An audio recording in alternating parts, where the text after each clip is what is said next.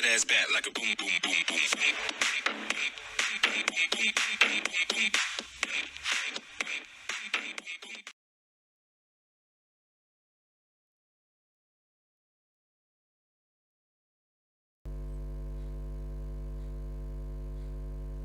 Hi folks, how we all doing? Just a quick bit of a podcast here. First of all, to say thank you so much to you all. It's been very uplifting and indeed pleasing to see how well the podcast has been received across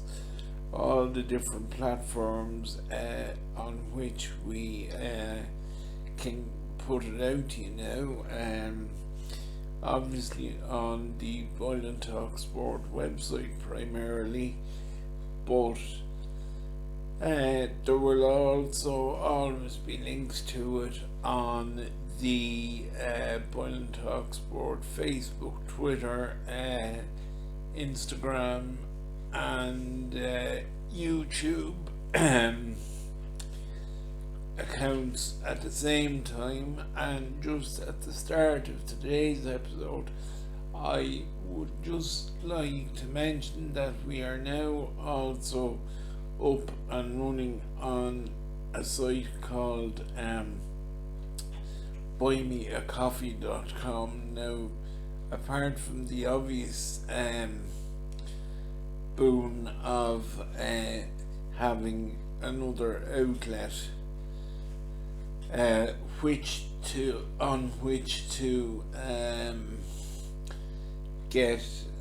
my material out and noticed and appeal to the widest audience possible, on buymeacoffee.com there is an opportunity for listeners to show their support for the website and the podcast, which will enable us to improve and increase the quality and quantity of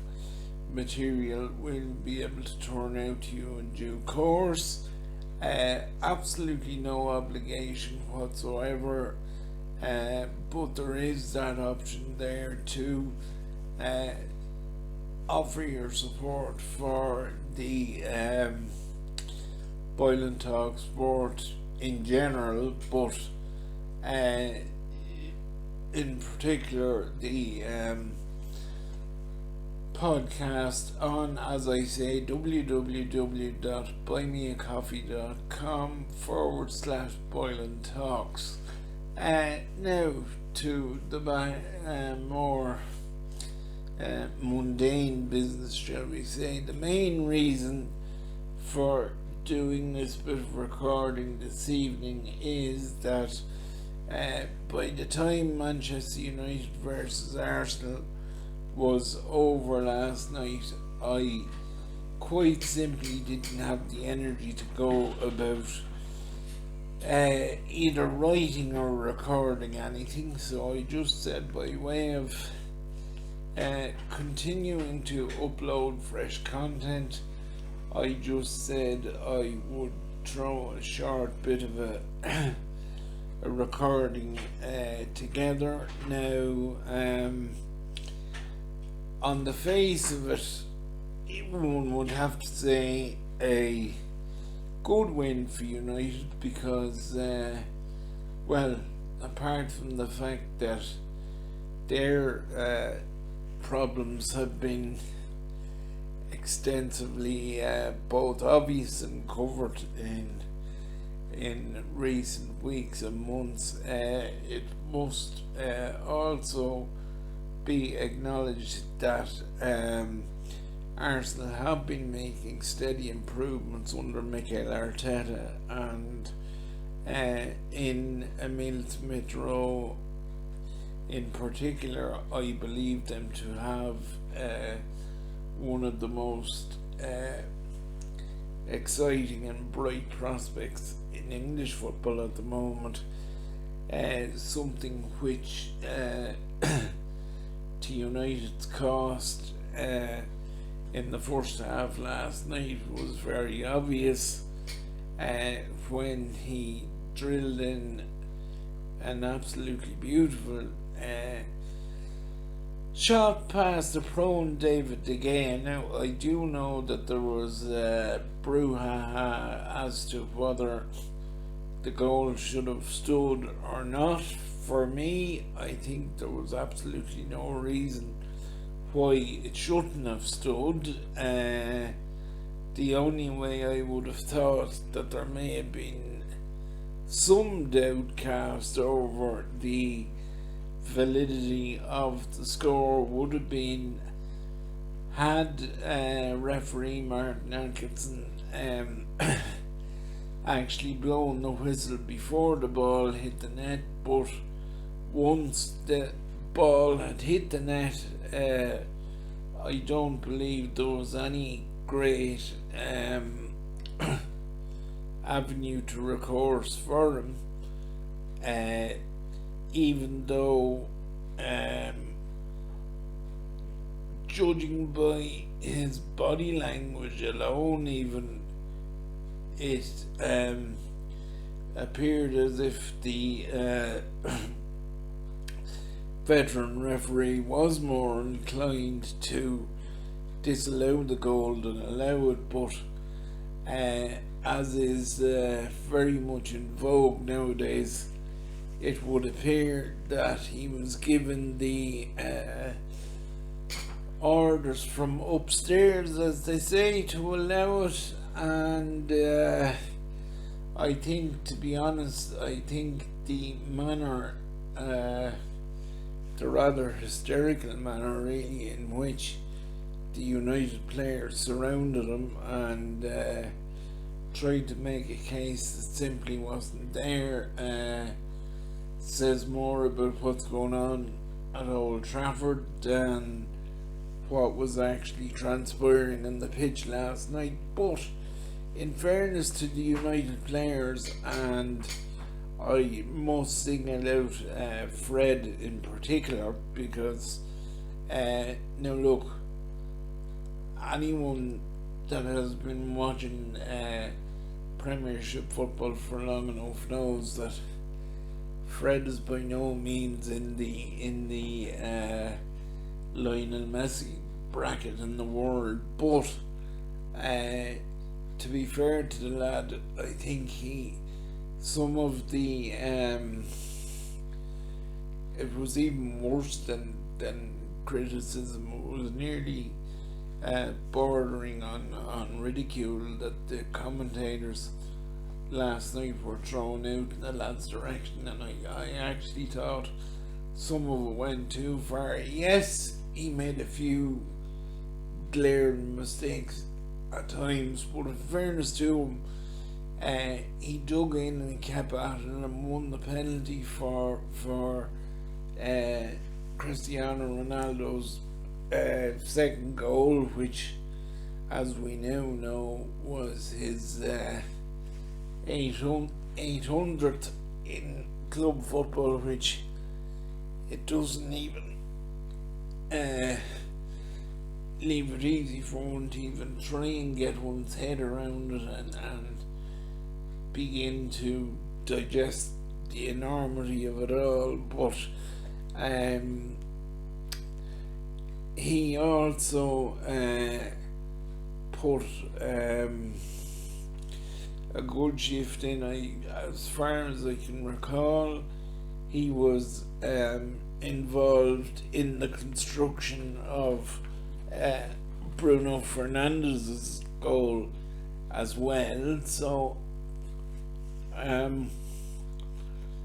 even though he may not be spectacular in any way, shape or form, I think by the time last night's game was over, it would have to be conceded, even by his biggest detractors, that he had in fact had a fairly solid outing all told. Yes, obviously you would rather if he wasn't as mistake prone as appears to be the situation, but I would certainly rather have him or Scott McTominay, for example, not necessarily the two of them together. I think the thing of playing the two of them together has been slightly overcooked at this stage, but I would certainly rather have either of them giving 100% of what they have to give than Paul Pogba strutting around like a peacock and not bothering his backside only when it suits him. I think the bigger story here, even outside of the fact that it was a much needed and very welcome win for United, was the revelation after the game that Michael Carrick was in fact going to leave the club when he stepped aside to allow Ralph Rangnick take over at the weekend. Now, I must say I was very surprised and disappointed by that development, because I think Carrick is a very admirable type of fella for a lot of reasons. He was what I would call my type of player. He was Roy Keane light, more or less, that no nonsense, but got on with the job and got on with it well. But I think what's even more admirable about the man is the way that he stepped up to the plate when required by the club, when, no matter what way one might try to dress this up, when some of what has gone on at the club has been nothing short of farce from the time Alex Ferguson left in 2013. Now, look, I suppose, and this always rankles with me, I would assume that Carrick's reasoning for stepping aside was to spend more time with family and that type of thing, because he's been 7 or 8 years on the go. But that almost sort of grinds my gears a little bit, because when one is involved in professional sport, and whatever the sport or the level of it may be, you only have so long to perform or operate at the top level, and there'll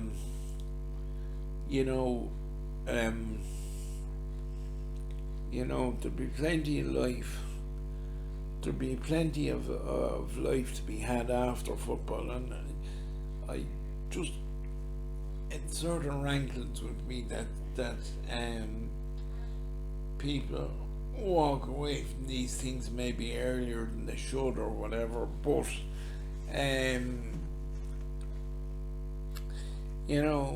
from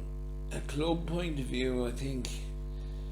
at this point I would put my hand up and admit, I'd say, and admit that I never actually heard of Ralph Rangnick until about 2 weeks ago, and I know very little about him as regards being a manager, but I can't actually see him knowing a whole lot about English football, or for that matter about Manchester United itself, or the ways of the club, or whatever way one wants to describe it. So for that reason, I would have thought having somebody like Carrick around with him would have been not only ideal, but actually important. But it would be interesting to see now whether he brings some of his own people with him, or whether those within the club have somebody else in mind with regard to who will be his assistant or whatnot. Regardless of who takes on the job, they will have quite a big pair of boots to fill to even continue what Carrick had done in his time at the club, never mind better it, because even, and he only had 3 games in charge, more or less, but you could even see in the 3 games that he had got the players settled into a system, and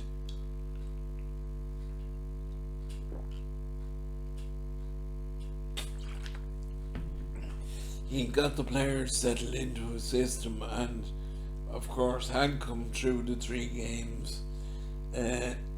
unbeaten, which I think it's so disappointing to see him leaving the club, because he had built up that bit of momentum with the team over the last 3 games, and apart from the most important thing about momentum is keeping it going. And of course the team are 3 games unbeaten heading into this weekend, and you would hope that just the turnover of management once again wouldn't upset the apple cart, and maybe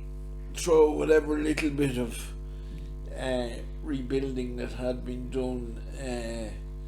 under Carrick back to square one again. But I suppose with any new management in any sport, when a new manager comes in, there will be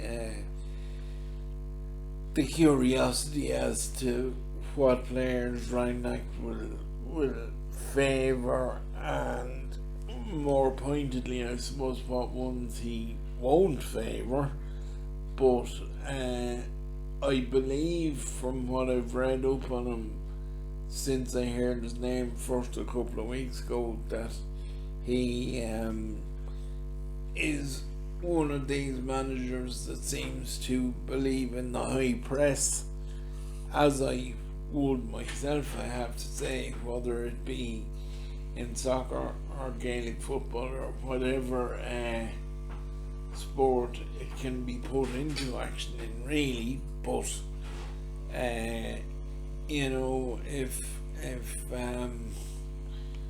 if he is one of these high press merchants, there are certainly some United players who would need to remove the lead out of their backsides, or be given their P45, one or the other, because they've either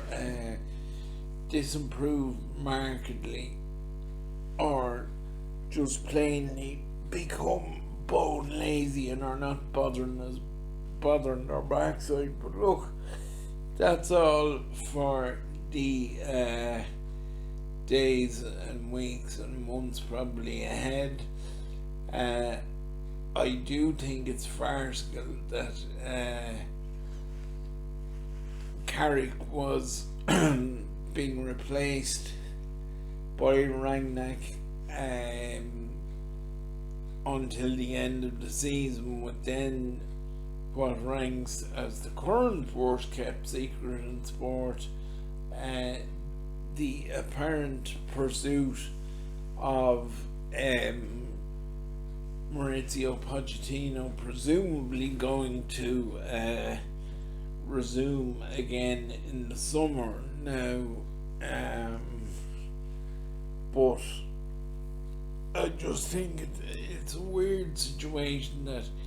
if, as all United supporters will be hoping and,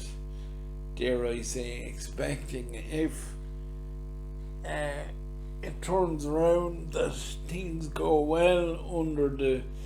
German, to me it's just a little bit ridiculous that we will be then looking at a situation whereby he could be pushed to one side just to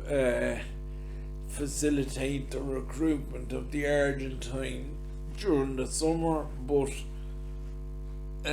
look, you'd be hoping that's a problem